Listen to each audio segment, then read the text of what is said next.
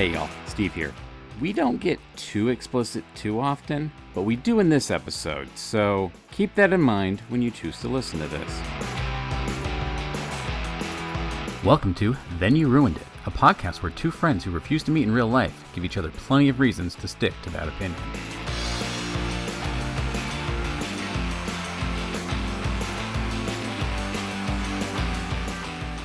So these days, you're scrolling through social media and you get an ad.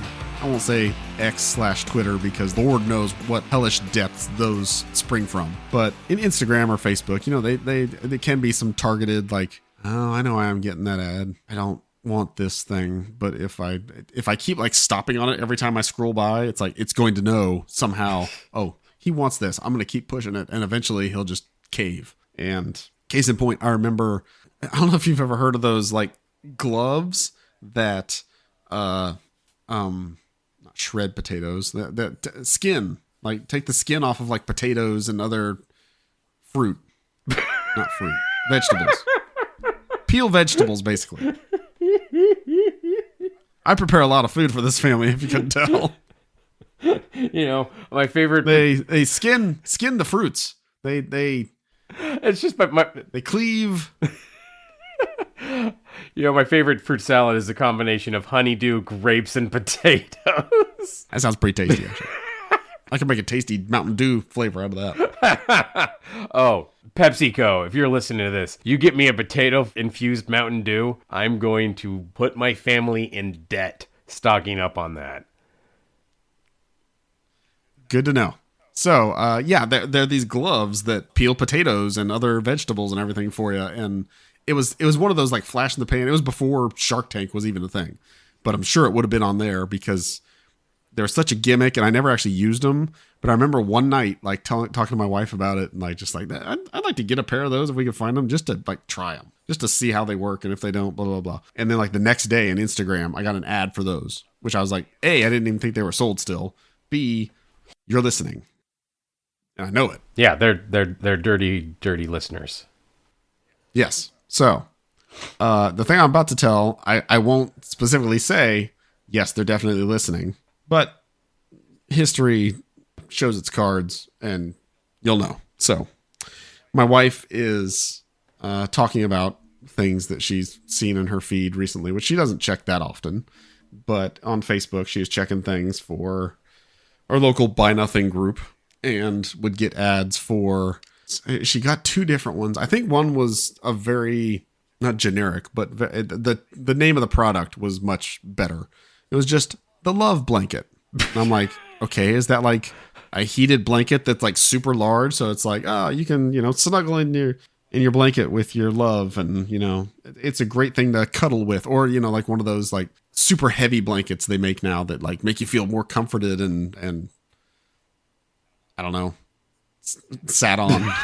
I really don't know what the point of the weighted blanket is. I feel like I would just feel trapped.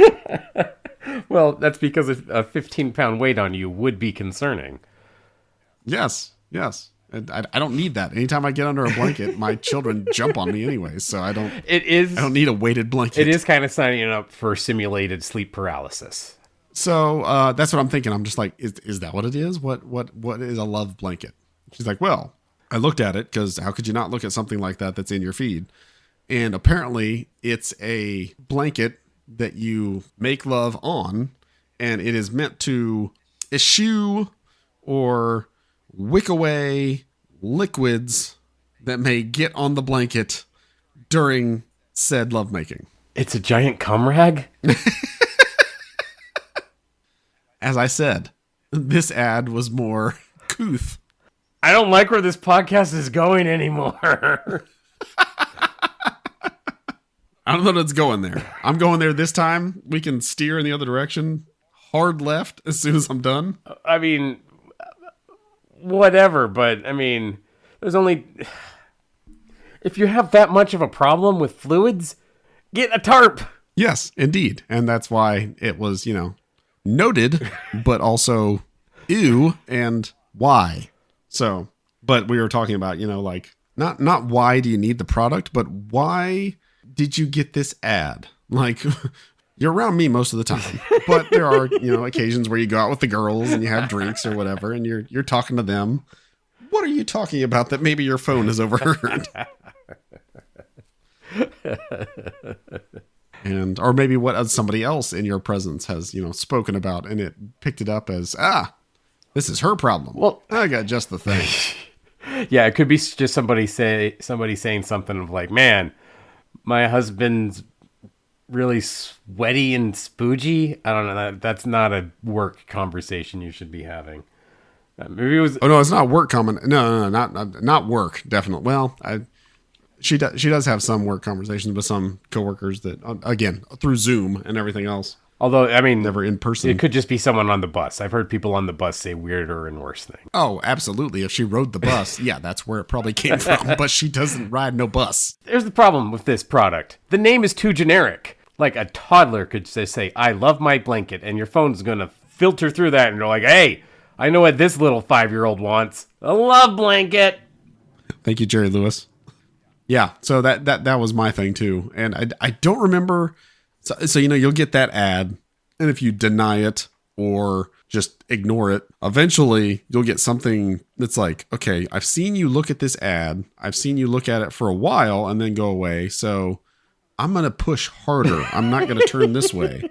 I'm just going to go harder and give you this one. And I don't remember what it was called, but the next one that she got, or the other one she got, way more clear what it is. I was like, oh, well, if the first company had just called it that. And I'm like, actually, knowing how these ads go these days, it's probably the same company. They're just, it's like Netflix when they, oh, this guy's been watching stuff with lots of boobs. Oh, let's show him the hot babe on the image for the movie.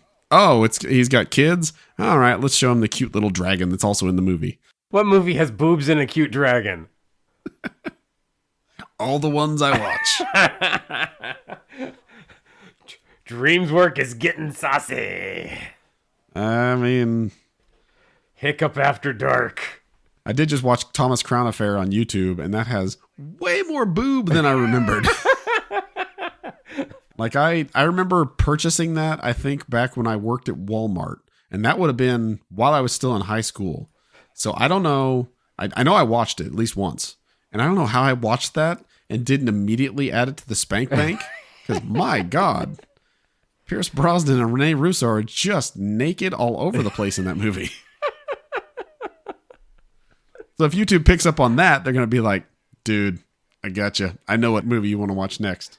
It's like, no, you really don't. Perhaps I could interest you in a little swordfish. That is nothing compared. That is Halle Berry, boom, check out my boobs for like 5 seconds. Because that's what she was contractually obligated to show. Yes, and I get that, but this is if it saw me watch Thomas Crown Affair, no, the next step up is definitely not that. It's like Showgirls or something. Well, it's not always a step up. They don't care if you escalate. They just want to keep you around. They got to titillate for a little bit. So they want to just like keep you on the slow drip feed so that you will keep choosing YouTube for your illicit. Do you not have the rest of the internet? Why are you going to YouTube for this? It's a lazy reason. It's because I watch lots of rewatch movies, and I found that if I have Max, I have that subscription through YouTube TV. So if I watch it on YouTube TV, that's fine. It just watches it through that service. If I watch it on Max, that's the way they want you to watch it.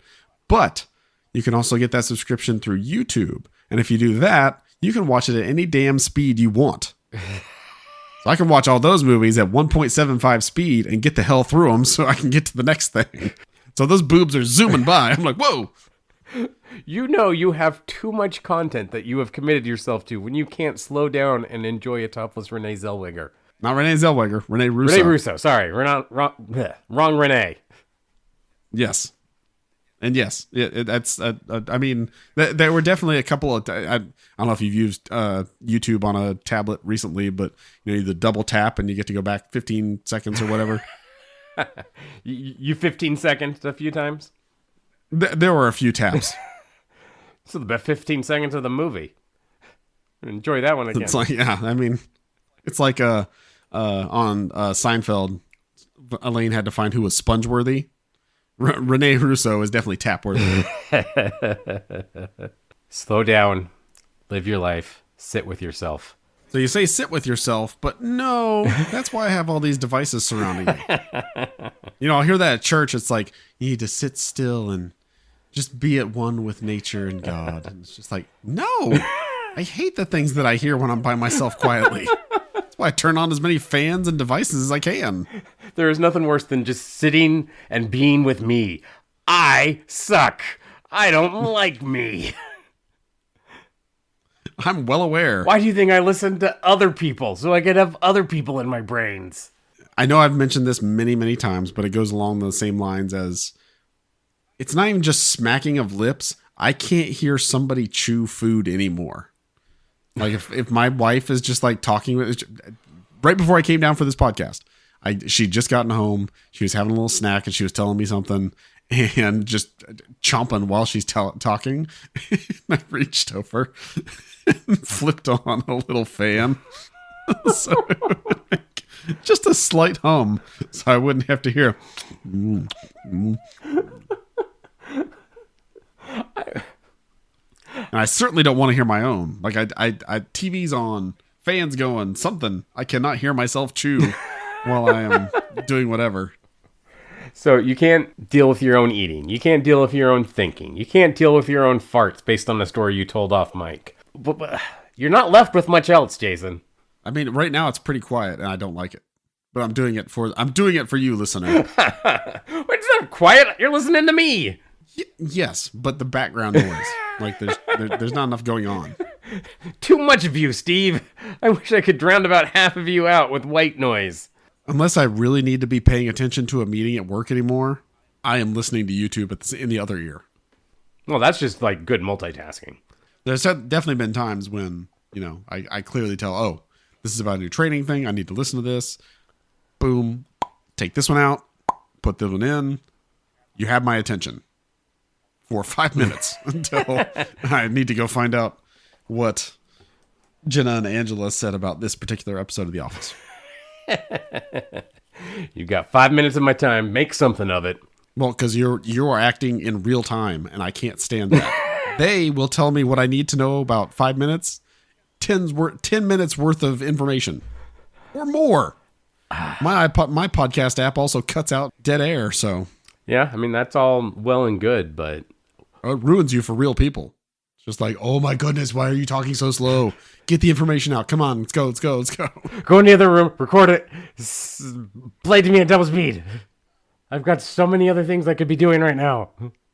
Yeah, I used to love watching certain like gamers or whatever stream content, and they talk so slow now. If I watch something live, I'm just like, nope, can't do this. Coming back when it's on demand.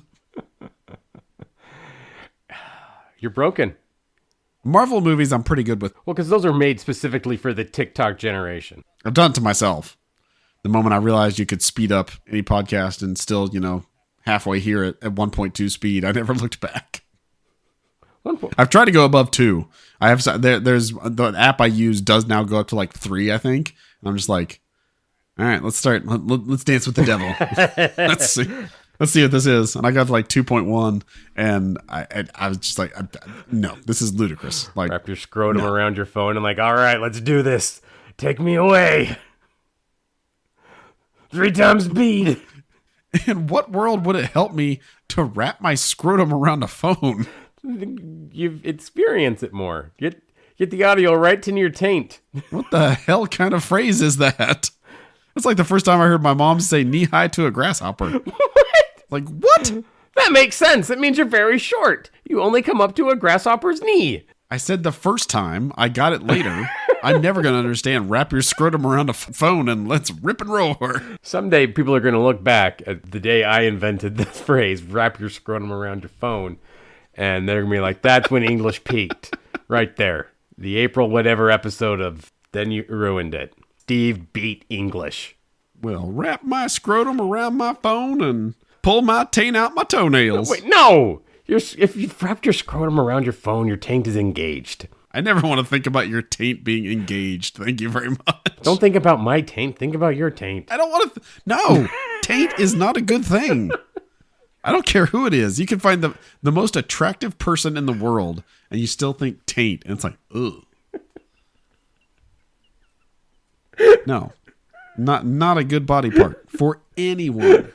Especially mine. Well, I'll agree with you, but it's also the most evocative body part. Like when I say it gets you right in the taint, that means something. Like I could say, oh, this really warms the cockles of your heart. And you're like, I don't know if my heart has cockles. Or like, this just really wakes the frontal lobe of your brain up. You're like, that's a bit flowery, Steve. And I say like, this vibrates you right in the taint. And you're like, I know what you mean. Fast and Furious, let's go. Vin Diesel vibrates your taint and won't let go.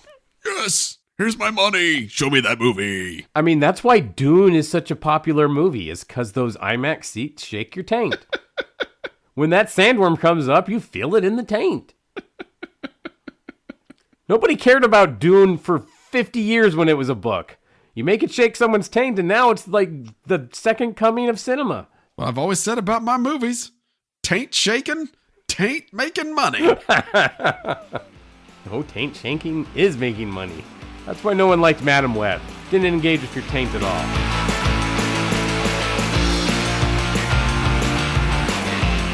Seriously, Jason, you ruined it. If you want to express your displeasure with him, me, or the show in general, you can find us on Twitter. I am at Idahobo, and Jason is at the Jason Sigler. We also do a webcomics review podcast called Digital Strips.